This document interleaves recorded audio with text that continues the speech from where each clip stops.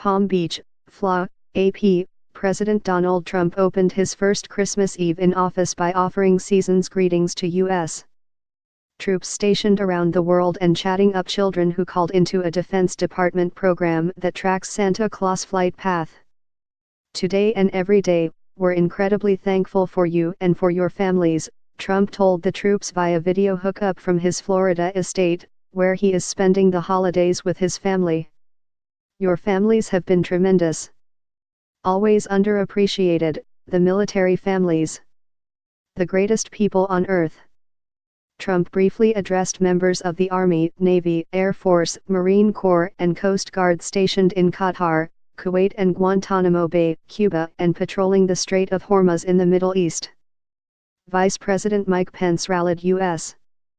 troops stationed in Afghanistan during a surprise visit last week. Trump complimented each branch of the armed forces, starting with the Army's Iron Brigade combat team in Kuwait, which he said is performing a vital mission by partnering with the Iraqi, Kuwaiti, Saudi Arabian and Jordanian armies, and providing force protection in Syria and Iraq. He said a Kuwait-based, Marine Air Ground Task Force has provided more than 4,000 flight hours of close air support in the campaign against the Islamic State group, and he thanked sailors aboard the USS Sampson for defending high-value assets in the Strait of Hormuz. Trump also singled out the Air Force's 69th Expeditionary Bomb Squadron in Qatar for engaging more than 700 IS and Taliban targets in 5 separate countries and winning 2 trophies in an Air Force bomb competition. But he showered the most praise on the Coast Guard, which impressed the president with its rescue operations during a devastating hurricane season. "You've done such an incredible job in Texas and Florida and Puerto Rico," Trump said.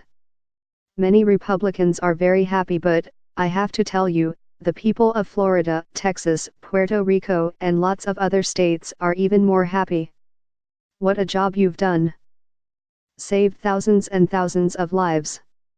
Puerto Ricans, however, may quibble with the president's upbeat assessment of their state of mind. Power generation on the U.S. territory is at 65%, with 9 of Puerto Rico's 78 municipalities still completely in the dark more than 3 months after Hurricane Maria walloped the island. The U.S. Army Corps of Engineers has estimated power will not be fully restored across Puerto Rico until May.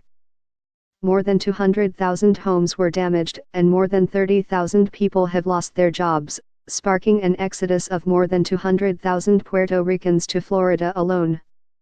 In closing, Trump offered thanks to those who are spending time away from their families to defend all of our families, our freedoms, and our pride.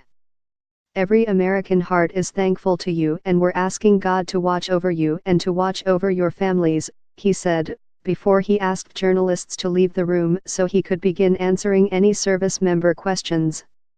Later Sunday, the President and First Lady Melania Trump fielded calls from children eager to know how soon Santa Claus would get to their homes. Trump and his wife engaged callers on separate telephones in the living room of their home as they sat in chairs on opposite sides of a Christmas tree.